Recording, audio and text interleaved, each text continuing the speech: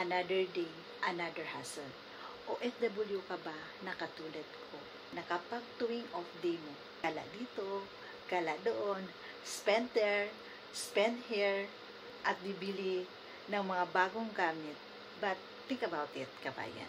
Lahat lang ba ng pera mo mapupunta sa mga luho gusto mo? So, paano na lang ang near future mo na wala kang maiipon?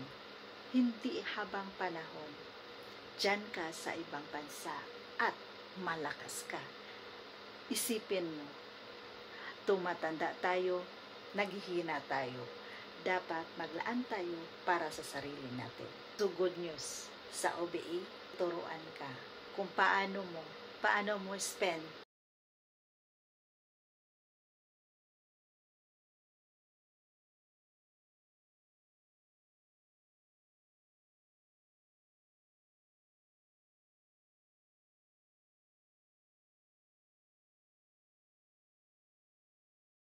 alam ko naman na may time kayo